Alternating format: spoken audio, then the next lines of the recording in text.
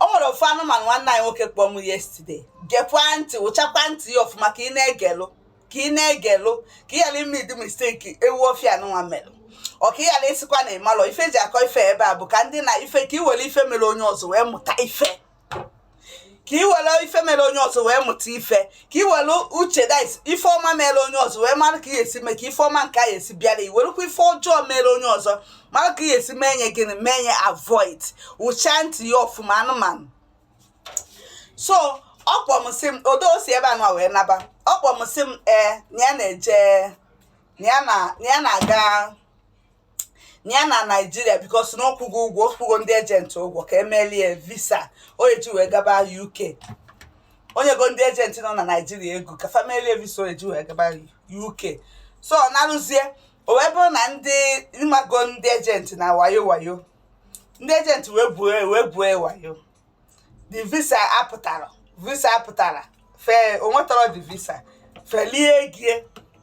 So wee na onwe ya anya sị na ebe ndị anụnwa ligoro ego disappoint golie. Wee na onwe ya anya sị na ya ji obere ego anụnwa o ji kịta ka ife onye jisikwa ya wee mee na ọ karịa ma na ya jikwa ego a na-achịtekwazị ya azụ n'obodo a. Odo bifo si obodo anụnwa anaba o nwego anaba ayarụ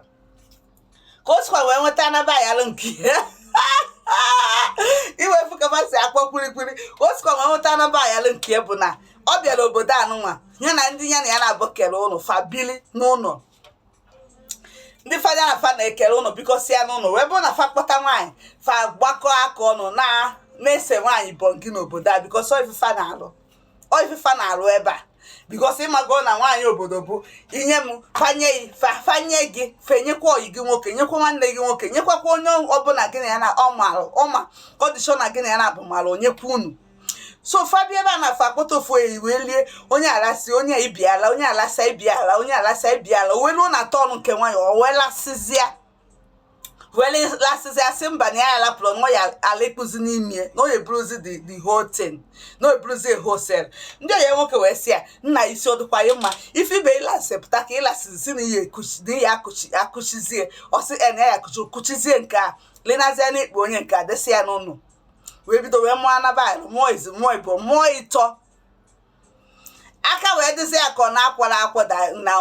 onwe ezi ka ọ lazinya nke nwaanyị wee si ya mbara ya na ya na-abịa emechago wee kpọkọrọ ụmụazị ya wee nalie. Nke nwoke wee kpakọbazi onwe ya si na ebe ọ dị so otu a na ya chọzi ka ọ gazie ya UK wee sị ndị ego na Nigeria ka e wee melie ya akwụkwọ ejiga UK. Then ya ka ọ gbadazi ka ọ gabazi ya dị fetigono dị akwụkwọ sọmiti esizi ya gbadatazi ya nke si akwụkwọ pụta ka ọ bọchawazia from by because o nwere akwụkwọ obodo a ọ inwe akwụkwọ obodo a fisi obodo a wee pụọ inwere akwụkwọ obodo ya na-adịba anyị wee si ebe a wee pụọ.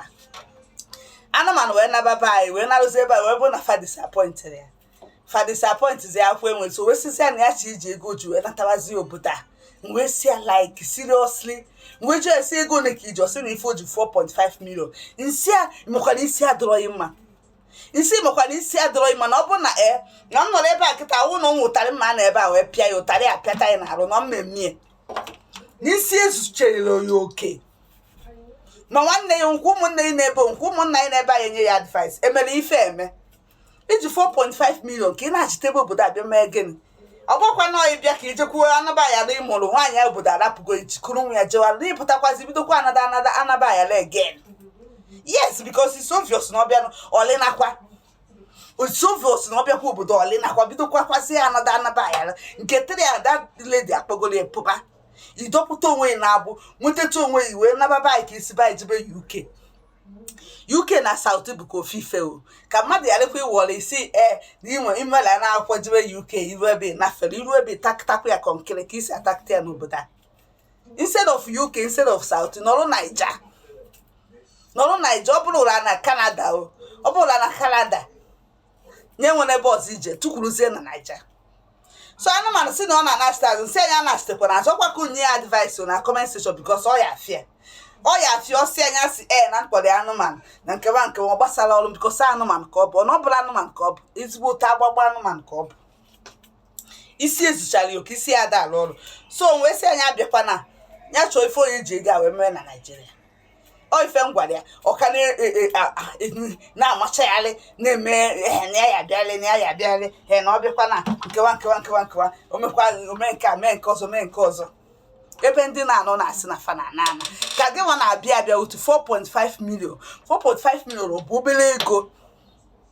4.5 million naira ego be anyị bụ obere ego ife ụfọdụ na ebe a na-asị ka fa nweta ka fa naba gị nwe jide eji na-achị ya chita azụ ebe a ịmara na isi adịrọghị mma ịmara na isi ya ada alụ ọrụ ịmara na daisi ịmara na ịmasịrị ife ichi ịbụnakwu ọkwa ife oke ka ndị daisi ife ị nwere ike igwe onye a na comment section gwe na ọ ya afịa imagine agwa ndị na ndị nọ n'ụlọ ụka tata si na fa na ana karịrị akarị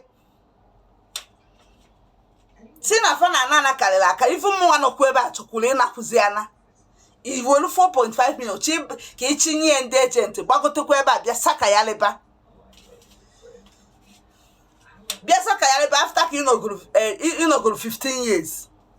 wee kụchata 4.5 maybe onye ji n'ebe 5 million